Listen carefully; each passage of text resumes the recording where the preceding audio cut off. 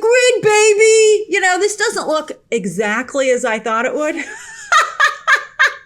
But I'm not going to apologize for it. I'm having an awesome time. And I had a good time with this movie. Sometimes you got, you know, a big secret in life. Well, not so secret, but you got to choose to have a good time. And sometimes, though, it's impossible. But I'm happy to say that with the new Tron Ares movie, you can choose to have a good time. And the movie will allow that to happen. you know, I liked it. All right. So awesome visuals. Check. Great music? Check. And you know, those are the only two boxes that Tron Ares or any Tron movie really needs to check. But surprisingly, this latest film actually checks a couple of other boxes. All right, so story that makes sense? Check. I can't believe it. And also, capturing where we are with technology at the moment? Check, baby. I loved it. And while Tron, you know, it never turns it up. I would say that Tron is a little bit like this vest that I ordered off of Amazon. You know, you can have a good time with it. It's not exactly what I wanted. It could be better, but it's good enough. And I'm having a good time with it. That's how I would describe it, right? Like, so the movie never gets to an 11. I would say it gets to like maybe an 8 at the highest. I'd say it rests at like a 7. Oh, I know that doesn't sound good, but I had fun with it. And let me tell you about my experience, all right? So when the movie started, we saw it in IMAX, and there were two choices. You could see it in the morning in 2D or in the evening in 3D. And I want to have enough time to do my review, so I always will choose the morning screening. If they had offered it in 1D, I would have been there. But I picked the 2D screening, so when the screening started, my first thing was I was like, damn, these IMAX visuals are sharp. I love the countdown, but it looked particularly good for this movie for some reason. But then as the castle got Tronified, vroom, vroom, right?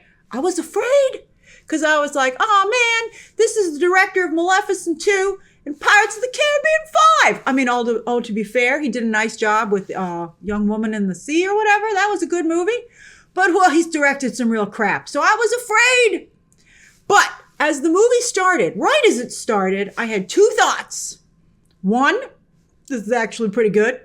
And two, I should have seen it in 3D. It was a huge mistake not to see it in 3D. Again, I wouldn't have changed it because I need to go to the earlier time. But I regretted it. I mean, you might be like, I already have my plans. I already have my tickets, you know. I'm telling you, you're going to feel bad as soon as the movie starts. Like, I've already purchased tickets to see Tron Ares again because I need to see it in 3D. Like, while I watched Tron Ares, I was like, man, this is pretty good. But I'm sure that I will enjoy this movie more if I was watching it in 3D and if someone turned up the volume. Why did they do this? The whole reason we're seeing this movie is for the visuals, so you got to do the 3D, and for the music, so turn it up. I mean, only at the very end of the movie did the Nine Inch Nails soundtrack get turned up high enough to make the seats vibrate. Oh, yeah, that's the stuff. That's the ticket. That's what we're looking for. So, yeah, I want to talk about the Tron Ride. And this movie is a lot like the Tron Ride. But also, it's like a movie music video.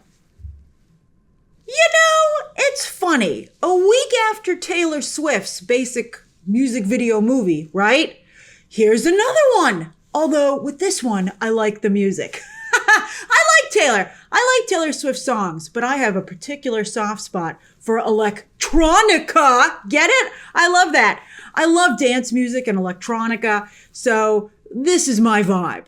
And with Jared Leto in the lead role as the ultimate soldier, I've been saying in my coverage, that's stupid. Who would have Jared Leto be the ultimate soldier? But when you think about it as like a music video where the lead singer of a band is like, I'm the ultimate soldier, you know, like I got skills, but also feelings, you know, like here's a flower or a butterfly. And they have a moment like that in the movie. I don't want to give it away.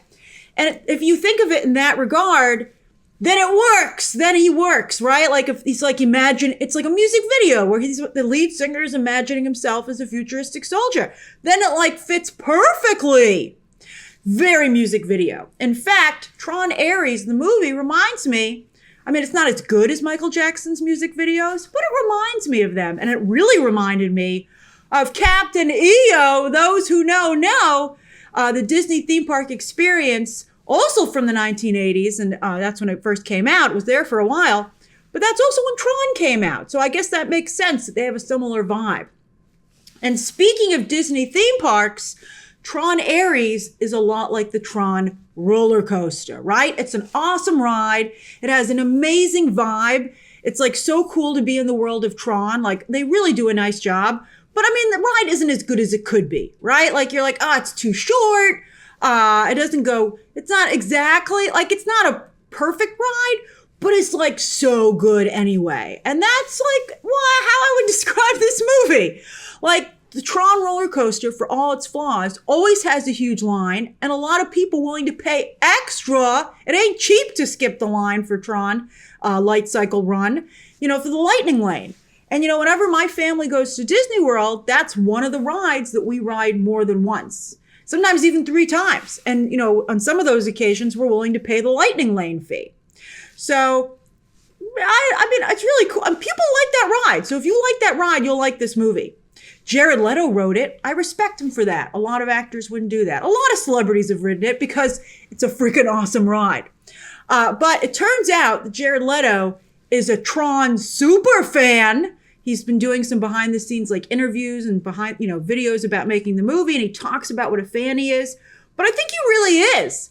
Like he's the producer of this movie, which is why he's starring in it. He cast himself, so, and he made it happen, right? He visualized it. He actualized himself. He put himself in his favorite franchise. And I got to say, when you watch the movie, you can tell he's a super fan. But not in a stupid way. Like, the movie's not trying too hard. It's not like they put a studio executive and a producer and a director and a writer on here that have never had anything to do with this before and are just like, let's give them what they want. I think this is it. Like, Jared Leto is definitely a fan. And I think, I think other people who worked on this are fans, or at least took the assignment really seriously. I actually smiled to myself a few times while I was watching the movie because there's not only Easter eggs, but genuine story developments that are not only fun, but elegant. And that's the perfect word. They're elegant in not only what they came up with, but their execution. You're like, that was very nice.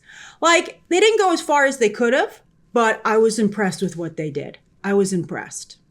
No spoilers in this review. This is the non-spoiler review, but they definitely have set up a potential sequel. And there is a mid-credit scene.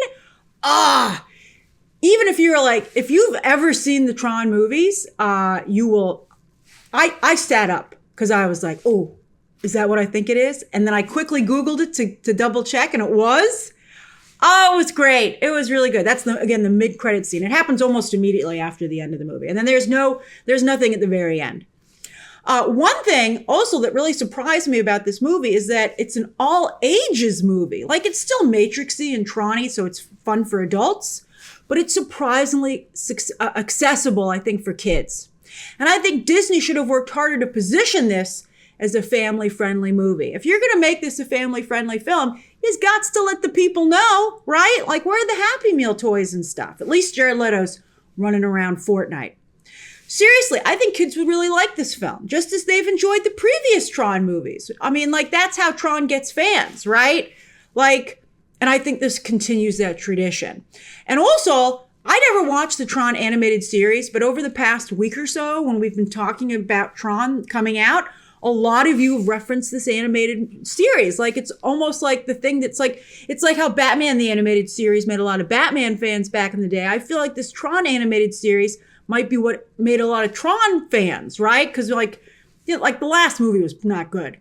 And this actually reminds me a lot of an animated series, this movie. Like, it has like the story beats and the character kind of feel to it. Like, movies, like a Hollywood movie, will often be overly complicated and try and have like a cool twist or something like that, right? And often it doesn't work, particularly in like franchise films. But animated series, they just focus on moving the story forward, building out the mythology, and like fleshing out the characters. And that is something that they do here, which was really nice and refreshing. It was really cool. But I do wish the action was a little better. It's crazy that a Tron movie would be stronger in the story department than the action department, but here we are. If they do make a sequel, I hope they focus a little bit more on the action, right? Like, they need a better second unit. Because, they should have Matrix level action sequences. Although, to be fair, none of the Tron movies have ever done a good enough job in action. So I guess this film, to some degree, carries on the tradition. And if for Tron superfans, there are so many, again, references to Tron, like even ones that didn't occur to me until after I finished the film. And I was like, oh yeah, like that was a reference too. So I think like Tron superfans will love it the most because they'll just be like, oh, did you see that? And that was so cool. Whereas casuals might be like, I wish it had a little more action. But there's tons of light cycles. That's what we want. And I think a lot of cool atmosphere. Like the atmosphere was awesome. Like you have a movie where like your character's like strutting and you're like, that's so great. I could watch characters, emerge from the grid into real life out of the 3D printer all day long. It was really fun. And again, also that kind of voguing, it worked here. And it kind of created, again, that music video feel. I don't want to give too much away though, because a lot of the joy that I had was discovering the story. Like, that's what you're doing. That's pretty cool.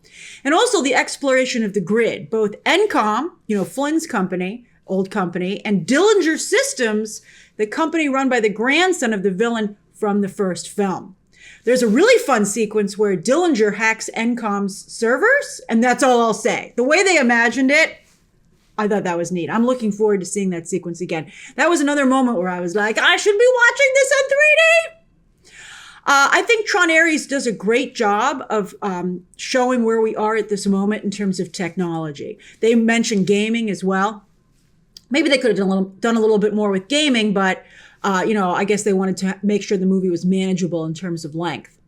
But also like where we're potentially going, right? I think the movie feels like so current, which is crazy considering they took 9 years to make this movie. They must have been updating the screenplay all the time. But it's not overly complicated either, which is amazing. Again, considering how long they've been working on it, you'd think it would be just a total mess at this point with a lot of copies and pasting and cutting, right? One thing that I can say here is that it occurs to you while you're watching the movie, because they have some flashbacks, that in simply the span of Jeff Bridges' lifetime, we've gone from the invention of the digital world to artificial intelligence. That really makes you think. That is incredible. And the movie manages, even in its simplicity, to propose some really interesting questions, like not just about artificial intelligence, but the importance of who wields technology, because you can't stop the progression of it. And also some other things that I don't want to ruin. But again, great use of 3D printers. That's all I'll say here. Great use.